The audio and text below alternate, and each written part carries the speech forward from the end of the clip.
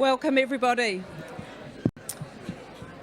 It gives me great pleasure to welcome everybody here tonight on behalf of the trustees of the Southern Lakes Arts Festival Trust. Thanks so much to Milford Asset Management, who are sponsoring tonight's session. And thank you also to our major grant funders, Creative New Zealand, Otago Community Trust, Queenstown Lakes District Council, and the Central Lakes Trust for their belief in our vision and supporting us. Thanks to everybody else who supported us. These things don't happen without a huge amount of community support. Thank you to the audience for turning up. You're wonderful. We need your money, and thank you very much for buying tickets. And I hope that you're going to enjoy a wonderful Ideas Fest this weekend, and that we can add something to the fabric of this very special community that we live in, that is Wanaka. I'd like to hand over now to Philip Tremewen, who will be chairing the first session of the very first Aspiring Conversations Ideas Festival. Thank you.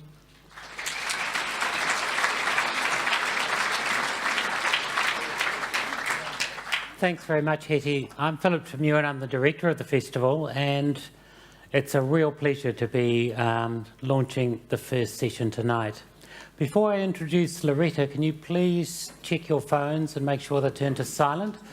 You're very welcome to tweet during the show, but please no beeps or strange noises.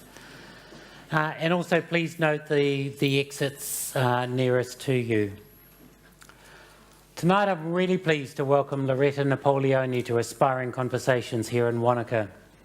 You may have heard Loretta on radio this week. She was on Catherine Ryan on Wednesday.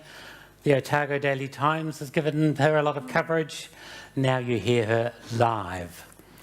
Loretta's a writer, a political economist. She divides her time between the United States, her home in Montana, and the United Kingdom with a home in London.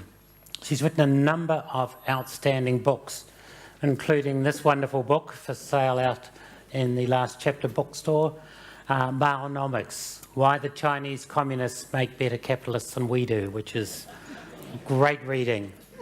She's shortly going to publish a book on IS, the Islamic State, that's carved off a chunk of Syria and Iraq. And now our Prime Minister, John Key, is talking of sending New Zealand troops to help in the battle against IS. So the topic has suddenly become very, very relevant and close to us in New Zealand. Loretta's going to talk for a maximum of 30 minutes, and she's going to focus initially on the Middle East and the rise of the Islamic State. She'll also touch on the growth of China and the relevance of the recent protests in Hong Kong, so she'll be right up to the minute. There's going to be time for, I'll ask her a few questions after that, and then there'll be time for questions from the floor later in the session. But right now, Loretta, it's over to you. Thank you. Thank you.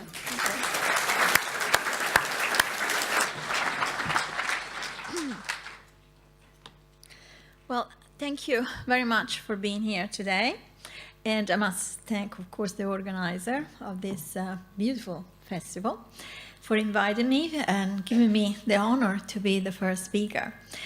As Philip said, initially when we spoke about 7 months ago, the idea was to come here and talk about China. What is China meaning for New Zealand, for this part of the world? But then things took a different course. As you know, the Islamic State, which is originally an armed organization which has morphed into a state, has become very topical, not only in Europe and in the United States, but also here. It is likely that troops will be sent there, and this is really a very worrisome scenario. Now, I have written a book about the Islamic State in the recent months because I've worked for a long time on Iraq. I wrote another book called Insurgent Iraq, which described the rise to power of al-Zarqawi, and al-Zarqawi is very much the genesis of the Islamic State. So today I thought that perhaps it was going to be better to tell you what I've discovered in the recent months in my research.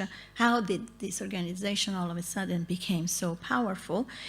And then I thought I will touch briefly about what is happening in Hong Kong, meaning we have here two phenomena. One is the Islamic State, which is mobilizing masses among the Muslim world using modern technology. On the other hand, we have Occupy Hong Kong and all the others, democratic movements that we've seen in the last 10 years, mobilizing masses using exactly the same modern technology. And one is succeeding, the Islamic State, and the other one is failing. So is there something that we're missing in this kind of situation? Is this comparison a possible comparison? And I will try to explain you what I think is actually happening, where the link is between these two phenomena. Then be interested in what you think. So for a start, we can say that the Islamic State, as well as the umbrella revolution or the smartphone uprising of the last 10 years, are part of what I describe as the multipolar world disorder. This is a phenomenon that's been taking shape since the fall of the Berlin Wall, so the last 25 years. And what is shocking is that an organization like the Islamic State has been able to take advantages of this phenomenon, while we, and I'm talking about the Western powers, have actually ignored this kind of phenomenon. It's almost like we do not want to admit that the world has changed dramatically. We don't want to accept these changes, and therefore we continue to pursue a foreign policy which is really obsolete. So what we can say is that where the West has failed to adapt to the changes, an organization like the Islamic State not only has adapted to these changes, but he has exploited to the maximum, to the extent that in the space of 3 years, has morphed from a very small organization, armed organization, into a state, the Caliphate, which is bigger than the United Kingdom.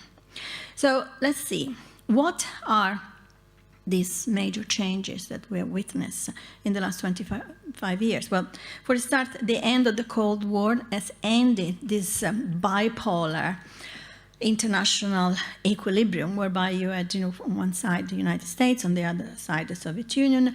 Each of them controlled the sphere of influence, and the world, to a certain extent, was balanced. Now, of course, we had war by proxy along the periphery of this sphere of influence, but they were contained. They never actually got close to the actual blocks. Now, all of this doesn't exist anymore. Now, we are facing a multipolar world where we have countries like China, emerging markets, which are playing an increasingly important role in how the world is going about. But we also have countries such as Iran and Saudi Arabia, which can afford to bankroll a war by proxy in Syria, something that we have never seen before. The other major change is technological. So the technological revolution, which has empowered every single one of us, and this is very much what we're seeing in this young people uprising, demanding democracy. Everybody with a smartphone is talking to each other, and everybody is mobilizing each other in order to ask for something different, for major political changes. Now, the Islamic State is doing exactly the same thing. It actually has used this instrument to indoctrinate people, to proselytize, but also to raise money, also to attract fighters, to project an image of itself, which is actually much bigger than originally was.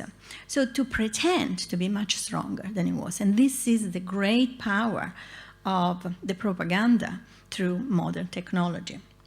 So let me just briefly tell you the story, how this organization has become the Caliphate. So the genesis goes back to the invasion of Iraq in 2003, which is the first major fiasco, I would say, of the post-Cold War world. The West did not understand that that was not the way to go about, because the world had changed dramatically. And using the word of Dick Cheney, who at the time was the vice president of the United States, what America wanted was to relaunch its role as, the superpower, so recreate the supremacy in the world that it had enjoyed during the Cold War. But that didn't work. It actually, backfired. And ISIS is very much the product of this mistake. So the Islamic State can be described as the latest incarnation of the original group that al-Zarqawi founded in 2003 in Iraq, which is called Tawhid al-Jihad, which means monotheism and jihad. This is the organization which ignited the fight, the bloody fight, I would say, between the Shia and the Sunni, until al-Zarqawi launched the first suicide mission against the Shia. In Iraq, people were actually living together, Shia and Sunni, without any problem. The reason why he did it is because he wanted to prevent the formation of a secular front to fight, of course, the coalition forces, which have destroyed the opportunity of the jihadists to use Iraq as a sort of launching pad to recreate the caliphate. So the objective of al-Zarqawi group was to recreate the caliphate, which is identical, of course, of the objective of ISIS. Now, al-Baghdadi, who is the new caliph and who is the leader of the Islamic State, was one of the fighters who fought together with al-Zarqawi. He became the leader in 2010 after he was released from Camp Bucca, which was a prison camp run by the Americans. And the reason why he was released is because the Americans decided to go home and the Iraqis didn't know what to do with this prisoner. So imagine. So anyway, when he became the leader, he realized that his group was very weak. In fact, it was on the brink of extinction. So he decided to exploit the nearby war by proxy, which had just broken out in Syria. And they moved across the border into Syria. Now, Syria is an interesting story because, of course, every single power in the Middle East was involved in bankrolling various armed organizations in order to either protect Assad, and this is the case of Iran and the Hezbollah, or try to overthrow Assad, and this is the case of Saudi Arabia, Kuwait, Qatar.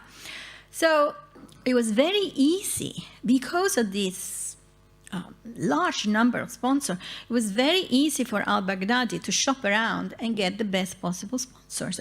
And this is what he did.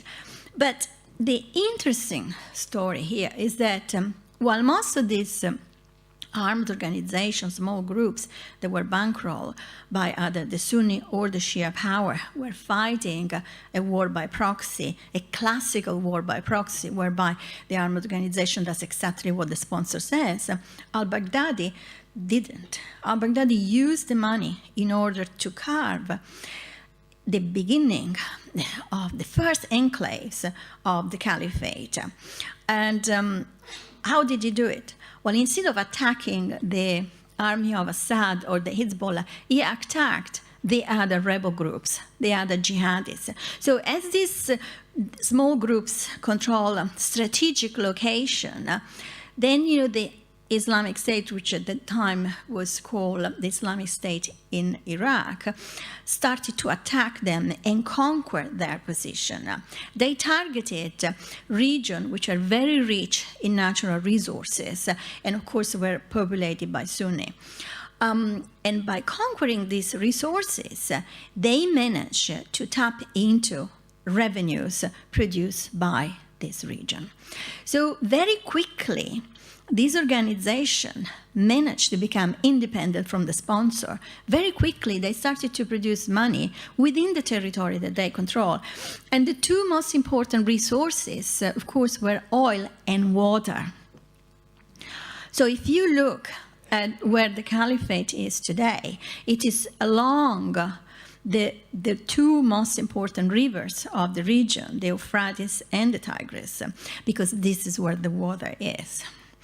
Now, the other interesting thing that they did was, instead of acting as a sort of conquering power, what the Taliban basically did, imposing Sharia and ignoring people's needs, they actually started joint ventures with the local population in order to exploit the resources. And then they began rebuilding the infrastructure of the places and the towns they controlled. So all of a sudden, they become seeking consensus among the population, so that the population became part, and together with the population, they started building the caliphate. Now, this is absolutely brilliant. I mean, no jihadist organization had ever done anything like that. I mean, most of these guys were good at fighting and nothing else. Now, the Islamic State not only is good at fighting, it's actually very good at running a state. So the objective was to create a caliphate using a war of conquest, of course, which is a traditional war of conquest. But once a stronghold, a city, a region had been conquered, the idea was to seek consensus through partnership with the local population. Now, this was incredibly powerful, and it was very appealing to people, because imagine, this is a region that had been plagued by war for a long time, that people have been absolutely pillaged by warlords, gangs, armed organization. The law and order is broken down. There is total anarchy. And then all of a sudden, an organization called the Islamic State comes in and starts rebuilding the whole thing. Now, of course, you have to follow their rules. I mean, you have to follow their rules. So if you're a woman, bad luck, basically. But frankly, even if you're born in Saudi Arabia, it's bad luck. So, you know, it's not perfect. It's not a real state. It's, you know, really a rough state. But at the same time, it is something that is real, and it's something that protects the people from this total anarchy. And also, it's something that is offering people better condition than the previous condition that they had under a dictatorship. So this is how the appeal within the caliphate actually started to take shape. And I think we need to analyze this, because this is unique, it's very pragmatic, because at the end of the day, you know, they realized that the only way to stay in power was to seek consensus, so you got to share with the population. But it's also extremely modern. It's modern because for the first time, we have a sort of utopia idea, the political utopia of the Middle East. And the idea is to go back to the caliphate, which was the splendid civilization of the 7th century Arabia. And this is appealing for young people. The message is positive, it's not negative. I mean, in the old days, you know, the message was, you know, come, die for us, you know, do a suicide mission, and then you're going to spend the eternity with 72 virgins. No way. This is not what's happening today. Today, they tell you, come, be part of something positive. Be part of the dream, the utopian dream of a new era. This is the dawn of a new civilization, which is reproducing the same kind of greatness that we're seeing under Islam. This is the message, and this is what people think. And we always see is the beheading, always see is the violence. But underneath the violence, this is the really appealing message. So I would say that for the average Muslim guy who joins in, this idea of the caliphate is a sort of deliverance from centuries and centuries of humiliation. And that's why they join in. So Do the United States, the United Kingdom, or any of our countries know that? I mean, I'm talking about the politician. No way.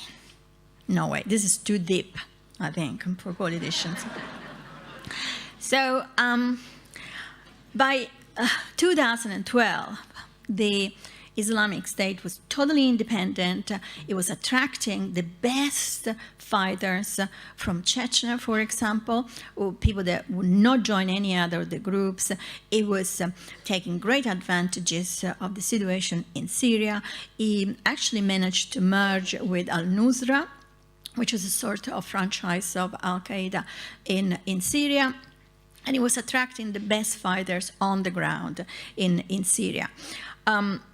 The other really clever understanding, this is why I think this is a very modern organization, was to realize that the situation in Syria was ideal also because of the geopolitical position, also because of these changes that have taken place in the world. There was no anymore bipolar, but it is multipolar. And that means that the Islamic State was sure that there would be no intervention in Syria due to the political situation. Because, of course, I mean, an intervention by the West in 2011, 2012 would have completely destroyed this plan. But they knew that there was not going to be an intervention because of the situation. So we have, on one hand, Russia and Iran protecting the regime of Assad because it's offering them a place in the Mediterranean, so basically naval bases in the Mediterranean. On the other hand, we have China refusing to back any kind of intervention in the Middle East after the fiasco of Libya. So the West was completely stuck.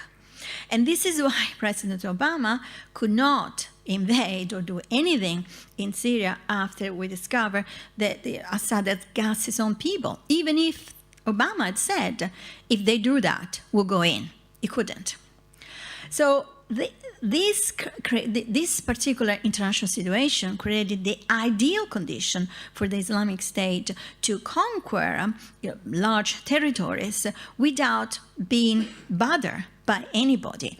And by the time the sponsors, Saudi Arabia, Kuwait, Qatar, realized how strong this organization was, it was too late to do anything because all the other groups were the situation was so fragmented on the ground. There were so many small, tiny little groups, but none of these groups was strong enough to fight against the Islamic State. So even from the point of view of strategic political thinking, these guys have shown great understanding of how the world has changed. So, same situation is today. I mean, today, the West is in a quagmire. I mean, the West doesn't know what to do. I mean, look what's happened in Kobane at the moment. We have the Americans putting pressure upon Turkey to intervene on the side of the Kurds. Not only on the side of the Kurds, but on the side of the PKK, which is still considered a terrorist organization, not only in Turkey, but in the United States, and the Peshmerga.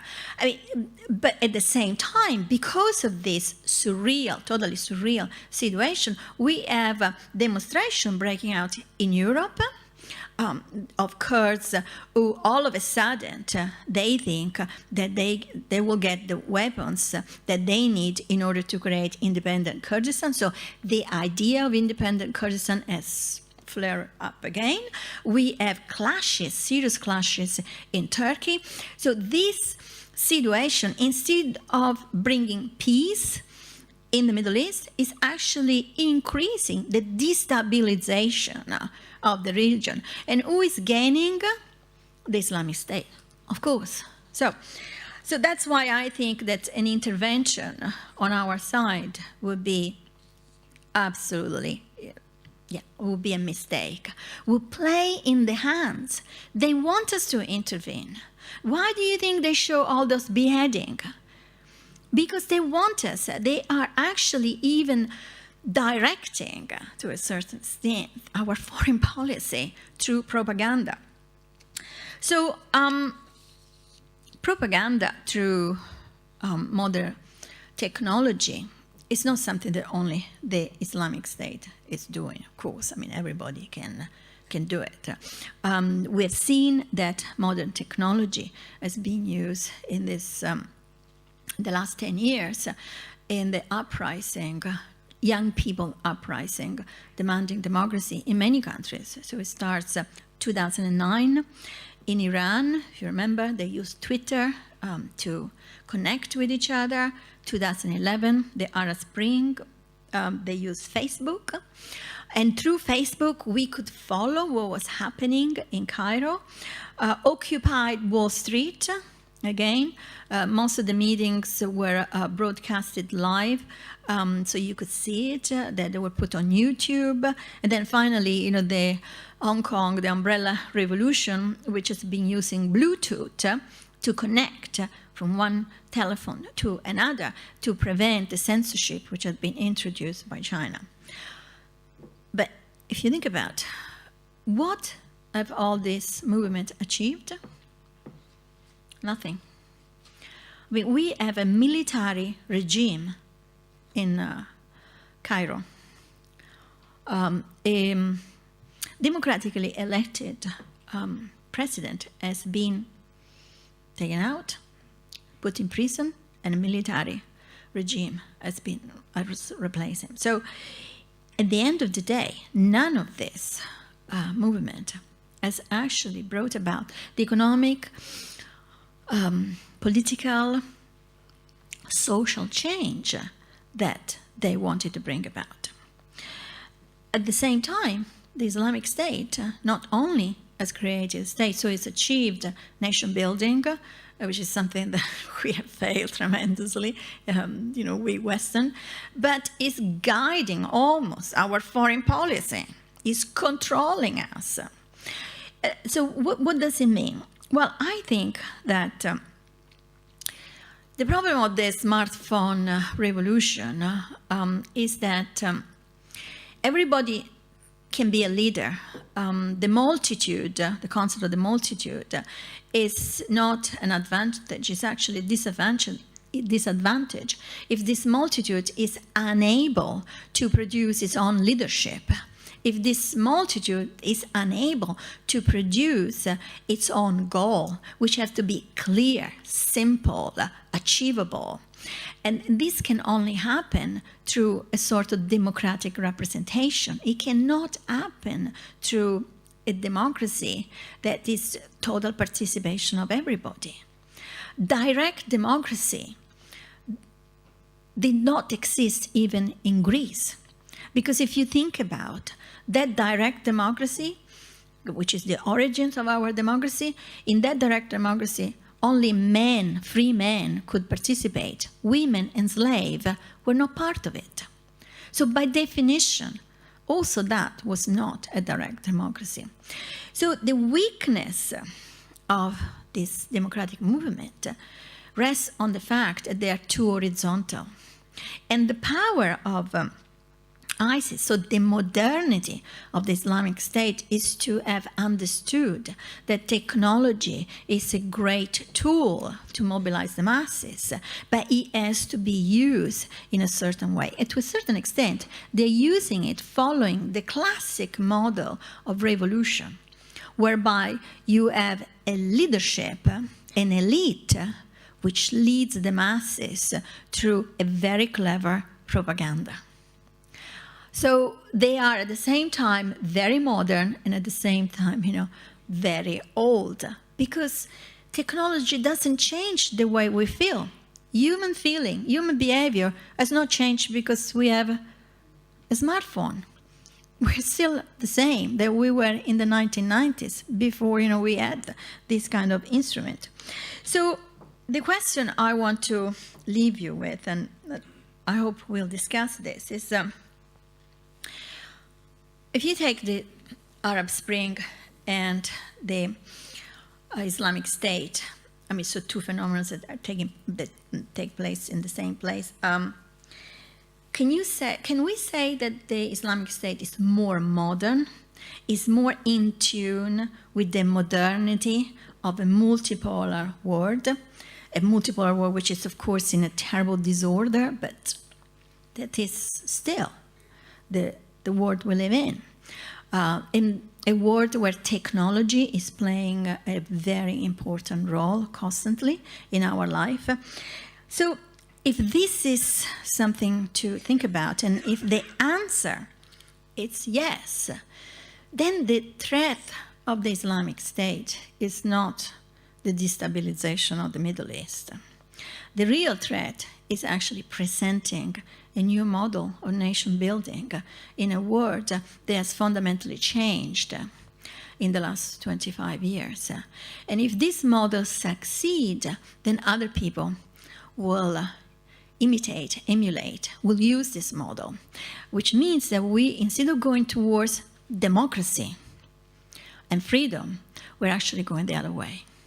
We're going towards a more authoritarian world, a world where we will be more and more controlled, conditioned by a leadership that will tell us what is good and what is bad for us. Now, I think this is the true challenge of what is happening, and this is what the West should address, not the immediate consequences of the Islamic State. And for sure, bombing or sending troops is not going to change this at all.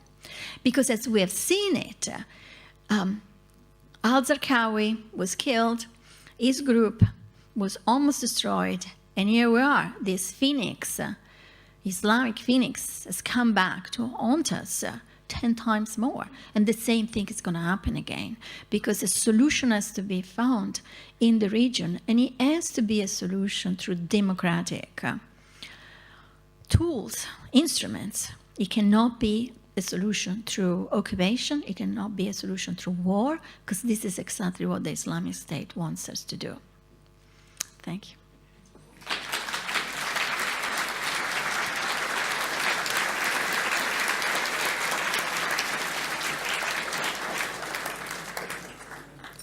Thanks very much, Loretta. That's powerful food for thought. I'd like to ask you, if you were President Obama's foreign policy advisor, what would you be telling him now? What would you be advising him? Well, I think, I would tell him that we should get the hell out of there, for sure. I think, for Obama, the situation is quite complex, because initially he was not interested in that tool. And then through pressure from the media, again, what I was saying, they start beheading and the videos start going around. The media jumps on those atrocities. So he had to respond.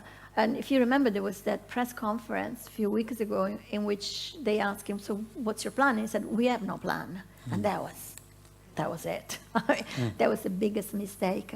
You should have said something. You should have invented something. So, and immediately after, they decided that they were going to intervene. But I do not think that Obama really wanted to do that. I think, again, the media is totally manipulated by these images, by the way this Islamic State is using modern technology. And we're falling into this trap. So you would argue, there's often that reaction to what we label as terrorists, just with the IRA or whatever. A government will say, we will never negotiate, we'll fight them, and in the end, they do negotiate. Of course. The only solution to terrorism is negotiation. Historically speaking, no terrorist organization has been defeated without negotiation. Now, negotiation can also be corruption. You can corrupt them, you can infiltrate them. The British had infiltrated the IRA. We discovered it, of course, after the IRA was disbanded, but that's the only way. The direct confrontation never works, and never will. You're talking about the end of the bipolar world, the Soviet Union, the United States. The other power that's come through, of course, is China.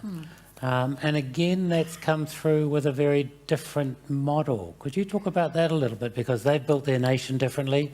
you've argued that they actually are better at capitalism than we are. Yeah. Can you talk a little bit about Yeah. that?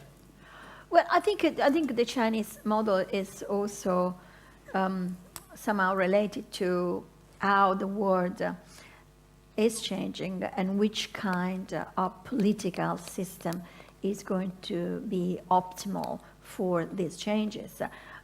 It is an authoritarian system where there is certain kind of democracy, and this democracy is only inside the party.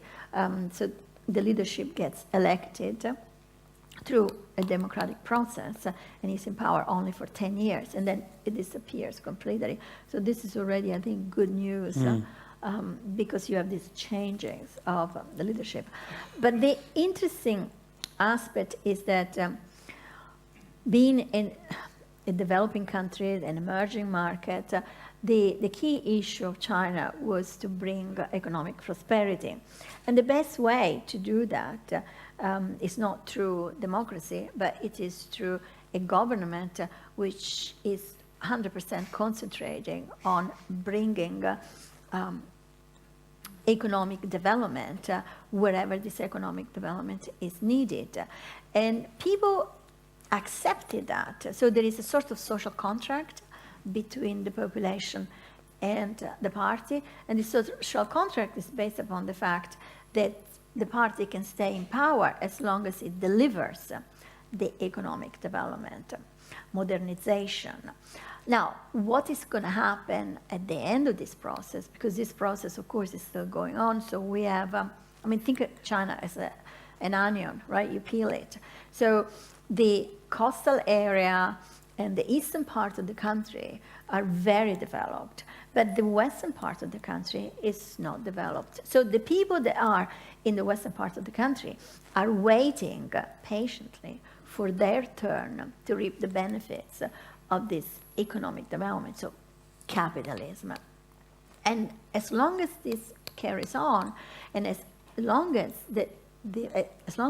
the Communist Party delivers this, people are happy. They don't want democracy. They don't want freedom of speech. Because, you know, why would you want freedom of speech before, you know, having a home, before, you know, having the comforts? So freedom of speech and democracy are conquests that come after you have reached a certain level of economic development. That's what we see in Hong Kong, and we don't see it anywhere else.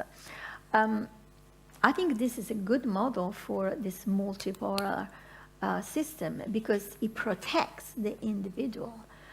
So the individual feels that the government is doing a good job.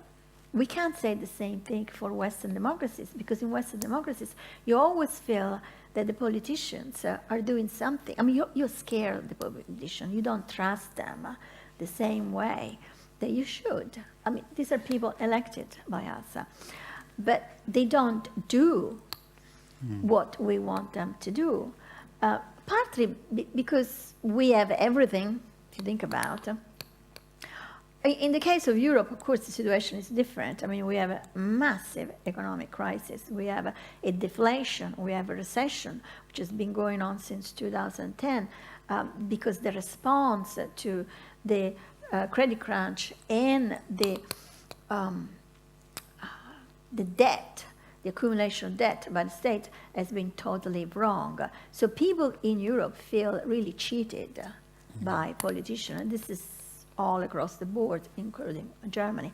So that's, you know, the comparison. This is why I worry about going more and more towards an authoritarian era, because it seems that this system, this authoritarian system, works better than modern democracies. So Singapore would be another case to some extent. Oh yeah, Singapore, yeah. Singapore is another good example. And this ISIS or Islamic State, for sure, although it seeks consensus, you know, it's interesting to see, because if you compare the Taliban and the Islamic State, it's two completely different things. But yet, Sharia, but if you look at the structure, it's the same.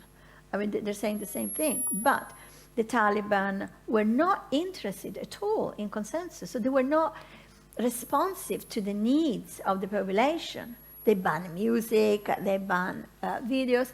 I mean, the Islamic State organized festivals. Do you know that? I mean, in Raqqa, in the summer, there are several festivals where there was music, there were all the fighters recruiting, the young kids were dancing. Yeah, summer festivals. See the difference? Yep. We're going to turn the house lights up a little now, and it's time for some questions from the floor. If you've got a question, can you put your hand up and I'll point to you and someone will come to you with a microphone, and wait till that person comes, please, because then everybody can hear the question. So we've got one question right near the front row here. We'll start here and then we'll go to Nigel. Was that you with your hand up? Oh, sorry, and then to you. Yep. Yeah, hi, thank you.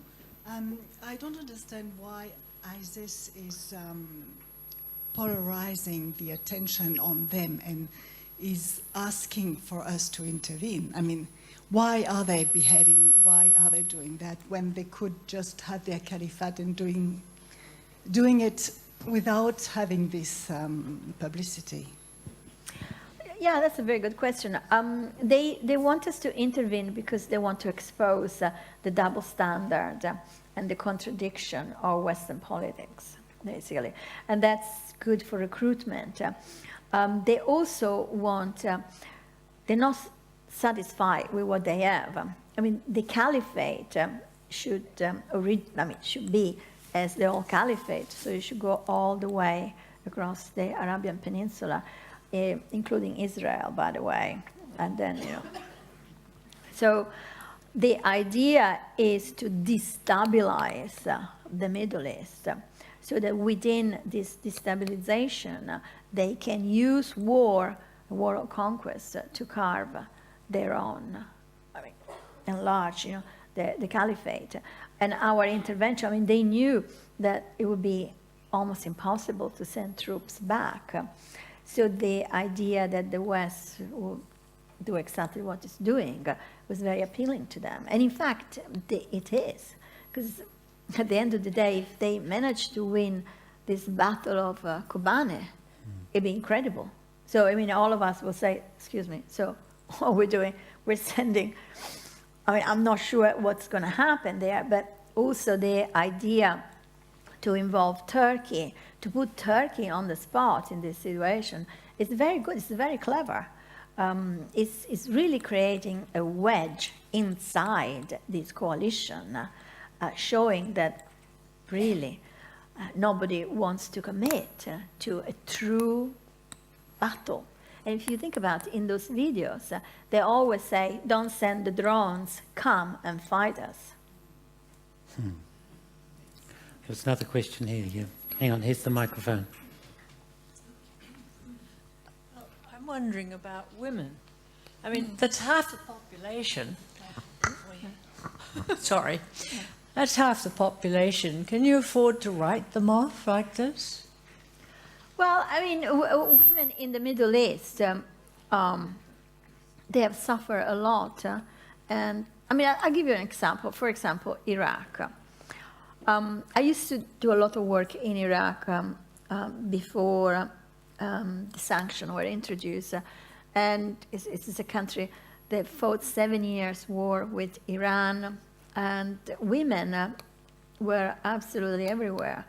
When I used to have meetings with women, they were not covered. I mean, yes, if you went to Basra, which is the Shia part, but women were in very high position. Then all of a sudden sanction comes, and situation gets really tough. Saddam Hussein needs to appease the tribal leaders who are becoming more and more religious, because of course, you know, religion is a sort of consolation. And then he gets the idea that if he prohibits women from working, unemployment will halve. And that's what he did.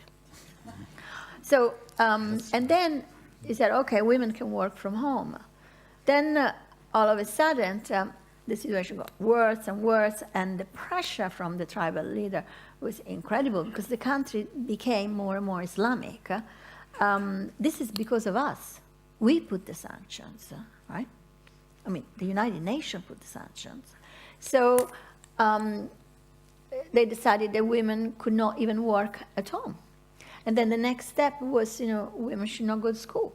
So you see, I mean, this is a country, Iraq, that at 75% literacy, the highest in the Middle East. The highest in the Middle East. And look at now. So I think women have actually suffered the most. But at the end of the day, this is a male society.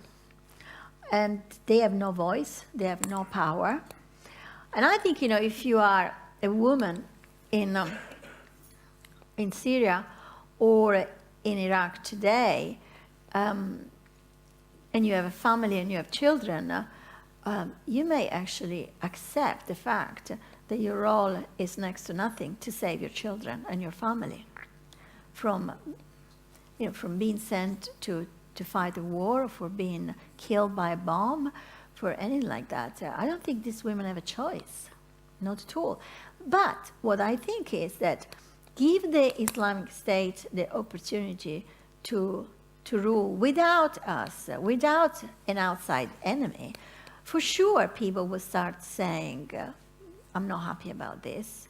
I mean, but these people have not had a chance. What draws young women from France or from Britain to go and join IS? Oh, it's the indoctrination. I mean, for sure. I mean, it's the idea that I'm part of the construction of a new state. I don't think that women lives is sufficient to say that there is equality. There is no equality in our society either. I mean, look at in the high-tech industry, women are a very, very small minority. In finance, women are a very small minority, and they're treated extremely badly.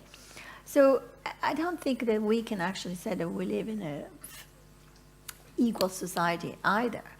But yes, it's much better than there, absolutely. But we do put up with this, right? So these are the limits that we have. I mean, the glass ceiling. I mean, Hillary Clinton did not become president of the United States. Maybe because she was a woman. But what are we doing about this? We are not staging a revolution. We are working towards improving the situation. I think they're doing the same thing. They are in a different situation from us. They're much more behind us.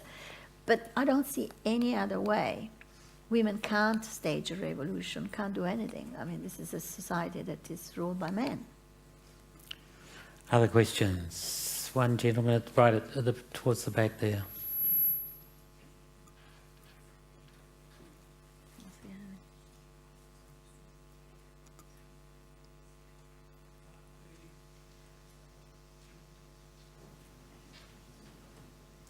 I quite agree with your statement that negotiation is extremely better than confrontation, but negotiation only works between two parties who are willing to negotiate constructively. Now, I asked the question, IS, what is their main goal? Is it Islamic supremacy? In which case, how negotiable are they? Yeah, I think it is supremacy. I think they want to recreate the caliphate. So it is very much supremacy of that region. I don't think they want to get into Iran. I don't think they want to get into Europe. Although, they say we'll go all the way to Rome. But for sure, I think the reason why we are there, that's my reading of the situation, is because of Saudi Arabia and the Gulf state. Because the next step will be Saudi Arabia and the rest of the peninsula. I mean, this is inevitable. I mean, imagine if the Islamic State managed to consolidate itself in Syria, in Iraq, Jordan for sure. What would you do? I mean, of course you're going to go into Saudi Arabia. Saudi Arabia is a country very repressive, very authoritarian. There is a lot of unhappiness inside Saudi Arabia because of the way the House of Saud has been running politics. So I think that There's also ritual beheadings in yeah, Saudi Arabia. I mean, of course, they chop people head off in the public square normally. I mean, just so we're so horrified at this guy chopping people head off in the desert. But of course, God forbid, we will be horrified of Saudi Arabia chopping the head off in public square in the center of Riyadh. That's okay. That's okay because Saudi Arabia, of course. So I think what the Islamic State may create is a sort of internal revolution in Saudi Arabia, and this is why we're there, because we cannot afford to let our number one ally in the region to fall. But this is a Cold War mentality. We don't need Saudi Arabia. We're not buying the oil from Saudi Arabia anymore. The United States is a net exporter of oil. Now, if we had been Europeans, if we had been a little bit more clever, we would have maintained good relationship with Russia, because this is where we get our energy. But no, we went and created, see what I mean? The multi-polar war disorder. We went and created havoc for the Ukraine, a country which is completely bankrupt. We gave the Ukraine, the IMF gave the Ukraine $12 billion, when in 2010, the European Union refused to give $3 billion to Greece, putting Greece through 5 years, basically, of austerity, contraction of the economy, 25%. It doesn't, to me, all of this, it doesn't make sense. It's just, to me, it looks like we are not handling major changes in the world the way we should handle it. So can I have a follow-up question? I'm sorry, but I have got the mic. Are you suggesting then that the West should back off and let IS do what it wants in the Arabian area and trust that it actually won't go any further? I think the West should back off and let them sort themselves out. The IS is not going to be wanting to go farther if, of course, we engage in negotiation, diplomacy, not officially maybe, immediately, but we can use Turkey. Why do you think the tanks are right there at the border and they haven't crossed? Because Turkey is very concerned to go into Syria, to attack, number one, to go into Syria, which is, a foreign country, to go into the enclave controlled by the IS into Syria, which is yet another country. So we can engage through partners such as the Turks, instead of pushing the Turks into a conflict which is going to destabilize that area even more. I mean, so yeah, I think, but we need a new reading of the whole thing. We need politicians who understand how the world has changed, and we also need politicians that do not play into the hands of media, social media, whatever you want to call it. We need, realpolitik, something that I don't even know that they know what it is in Washington. You said it's too deep for the politicians. deep. Maybe. There was another question up the front here somewhere. Yes, one here.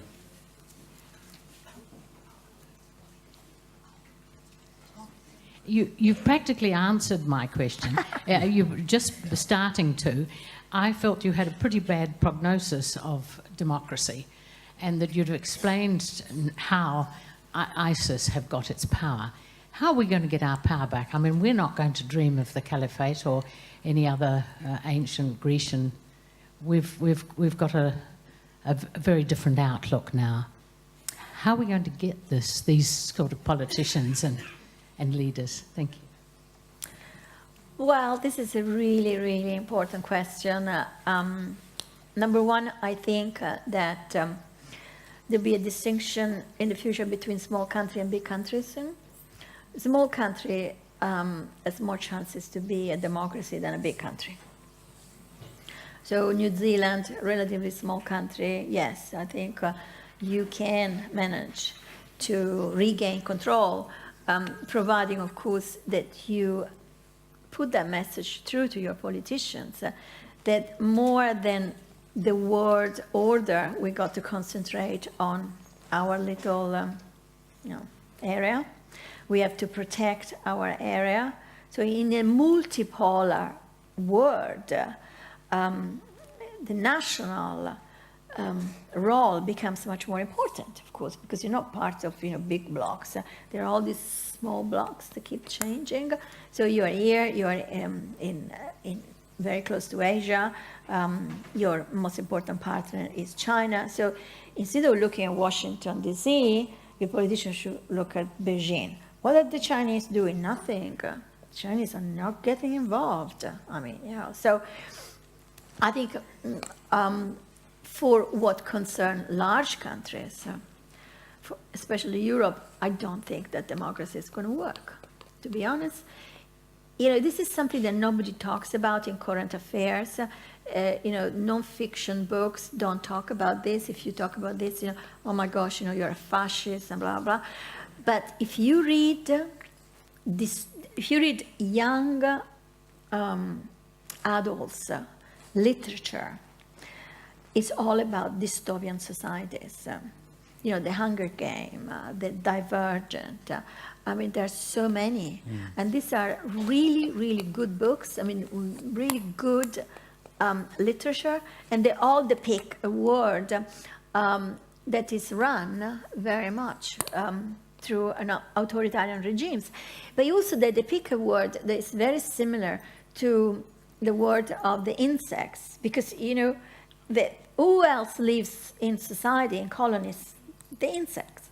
But insects do not have, they have the social element, so they all live together, but they don't have the individualistic characteristic, which of course we have. That's what makes us a very unique species. But if you read these dystopian books, you get the feeling that we're going towards more and more a society that is structured as the colonies of the insect, because we're too many. We're too many, there are not enough resources. So if we don't stick together and protect each other, we're going to be extinct. So I think that's where we're going. I mean, I'm projecting a long time, but hopefully I'm not going to be there.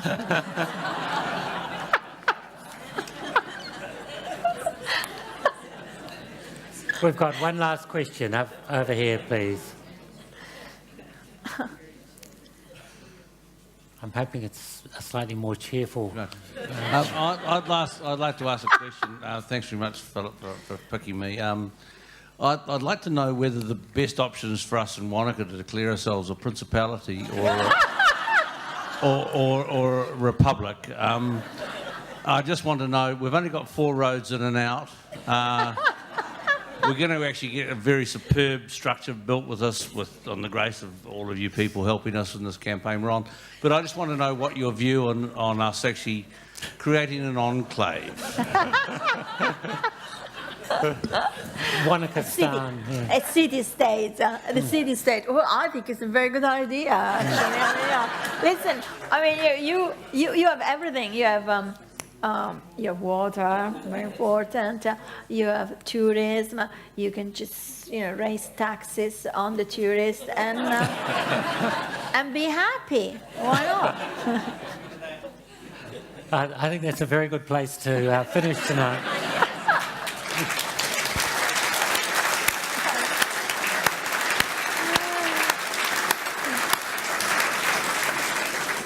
Loretta, that's been a tremendous session. I think there's going to be a lot of aspiring conversation and coming out of that. Make sure you catch our final speaker in Aspiring Conversations. Damien Fenton's coming on Sunday afternoon. He's going to talk about the last time we fought the caliphate 100 years ago in Gallipoli and subsequently in Syria right through to 1924. So it'll be very interesting to look back 100 years and for us to ask the questions, have we learned anything? Loretta will be going into the Armstrong room, into the Last Chapter Cafe in a minute. She's happy to sign books. I can really recommend Malnomics. Join us in there, coffee, wine, good conversations. We'll be back here tomorrow morning at 10 a.m. for our high-profile Silicon Valley session, and enjoy a great weekend of aspiring conversations. Thanks very much.